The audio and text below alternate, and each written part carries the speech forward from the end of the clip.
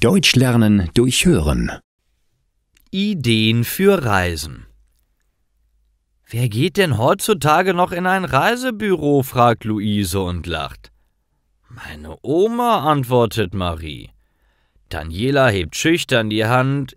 »Ich buche meine Reisen in Reisebüros«, sagt sie leise. Die 3 Frauen sitzen in einem Restaurant und trinken leckere Cocktails. Das machen sie jeden Freitag, weil sie unter der Woche so viel Stress haben. Und die Wochenenden verbringen sie mit ihren Partnern und Kindern. Der Freitagabend ist für die Freundinnen reserviert. Luise hat die Idee, dass die 3 eine Reise machen. Darum besprechen sie jetzt die Details. Luise und Marie lachen. »Nein, Reisebüros sind so teuer. Ich buche meine Reisen lieber direkt im Internet. Das ist billiger«, erklärt Marie. Luise nickt. »Okay, wie ihr wollt, dann müsst ihr die Reise buchen. Ich kenne mich nicht aus«, sagt Daniela. »Okay, ich kann den Flug und das Hotel buchen«, sagt Luise. »Ich buche die Attraktionen, die Taxis und reserviere die Restaurants«, beschließt Marie.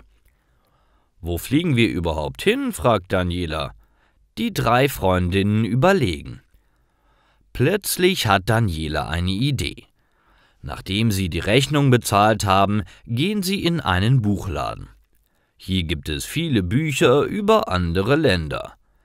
Die 3 sehen sich verschiedene Reiseführer an, blättern durch Reiseberichte und bestaunen Reisefotos von exotischen Ländern.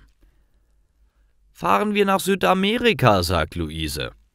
»Nein, fliegen wir nach Japan«, sagt Marie. »Da fliegen doch alle hin. Machen wir eine Reise in die Antarktis«, sagt Daniela. Jeder hat einen anderen Wunsch. Wieder überlegen die Freundinnen. Da entdeckt Daniela einen Globus in der Ecke des Buchladens. »Ich habe eine Idee«, sagt sie. Marie dreht den Globus. Daniela schließt die Augen und Luise schreit, »Jetzt!« Danielas Finger landet auf einem gelben Fleck. Es ist Australien. Alle freuen sich.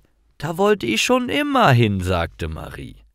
Auch die anderen träumen von dem interessanten Kontinent mit den vielen giftigen Tieren. Noch am selben Abend ist die Reise nach Australien gebucht.